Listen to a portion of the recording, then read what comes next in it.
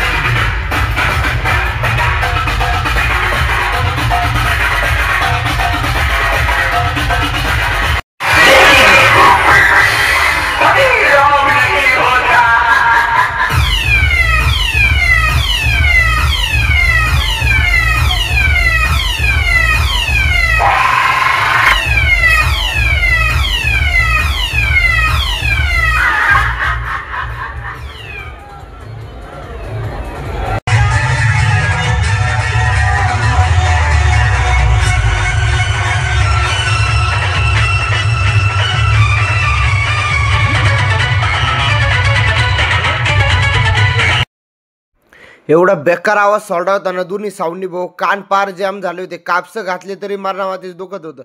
शुभम म्हणत होता आता नको थांबायला भाऊ, इथं चल चल चल. मोकार कॉम्पिटिशन भाऊ. दोन्ही मंडळाने एवढा राडा केला ना. तिकडून पारेश्वर मित्रमंडळ आणि इकडून सागरदास मित्रमंडळ. एवढा राडा झाला यांच्या. डीजे बंद केले भाऊ पोलिसांनी मधीच. पोलीस तर काही वाजून नव्हते देत भाऊ. आता लई मोकार धिंगाणा चाललाय. हे मंडळ याला बोलते, ते मंडळ त्याला बोलते. पण साऊंड असे बेकार आणले होते ना पारेरमध्ये.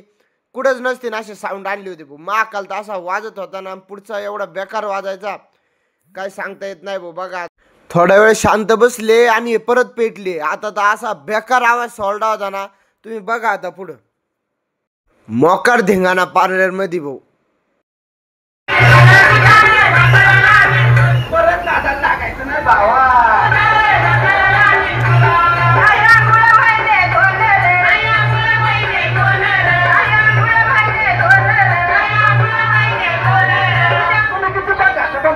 मित्रमंडळाने आपला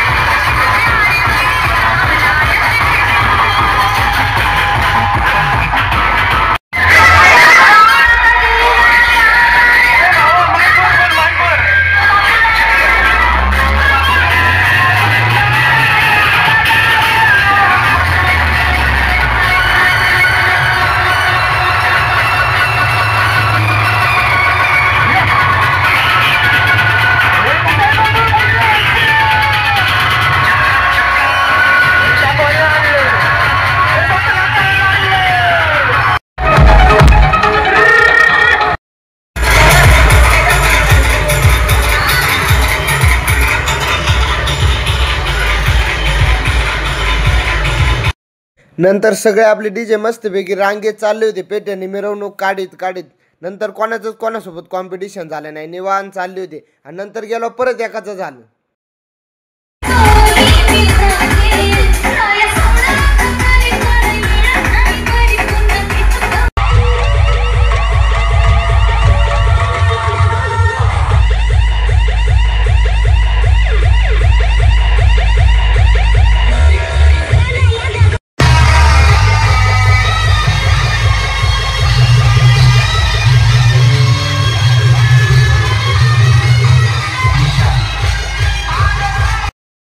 वीरा 77 आणि महाकालमध्ये शेवटची एक कॉम्पिटिशन झाली आणि संपलं मग सगळं. मग मस्तपैकी सगळे रांगेत चालले होते. आम्ही चाललो होतो आता घरी, लय उशीर झालता. मस्तपैकी आता भेटू उद्याच्या ब्लॉगमध्ये.